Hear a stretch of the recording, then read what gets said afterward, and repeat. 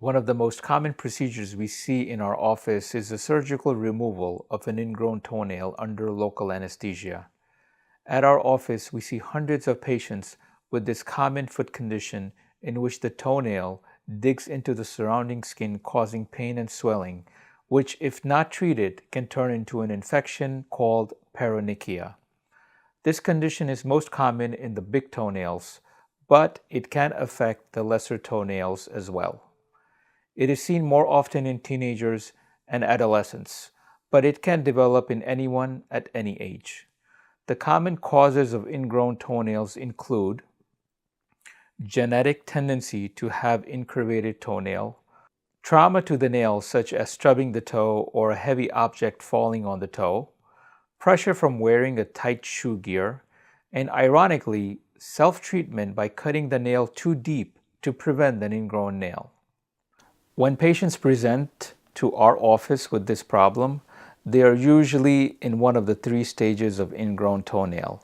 In stage 1, the nail digs into the nearby skin, causing redness, puffiness, and discomfort. Usually this is treated with a slant back procedure, which does not require the use of local anesthesia. In this slant back procedure, the affected nail is trimmed back, removing a triangular piece of the nail, alleviating most of the pain immediately. Thereafter, we recommend the use of topical antibiotic for a few days, and this usually resolves the problem completely. In stage 2 and 3 of ingrown toenail, the affected toe has signs of various degrees of infection, including redness, pain, swelling, and growth of granular tissue, which often bleeds, along with the presence of drainage or pus.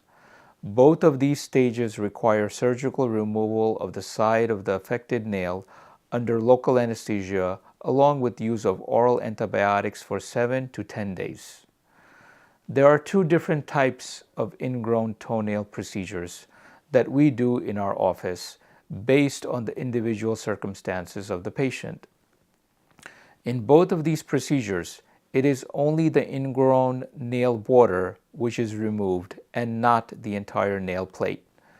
The first procedure is called partial nail avulsion procedure.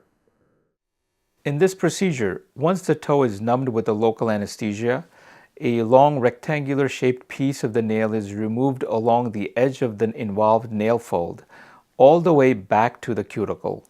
This procedure is usually advised when the ingrown nail occurs for the first time and permanent removal of the side of the nail is not desired. But for someone who suffers from recurrent ingrown toenails at the same nail border, another procedure called partial nail matrixectomy is advised.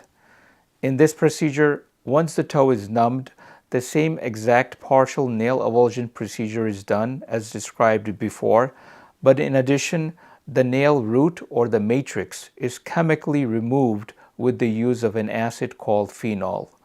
By permanently removing the problematic portion of the nail root, the chances of regrowth of ingrown nail is very slim. This permanent procedure requires local wound care of the surgical area for about 3 weeks, whereas for the non-permanent nail avulsion procedure, healing time is only 2 to 3 days. In both procedures, recovery is easy and pain is minimal without any downtime from work or school. So if you have pain and discomfort due to ingrowing toenails, come to our office for an evaluation. We will educate you on your different surgical options and provide you with the most painless and effective surgical management of your condition.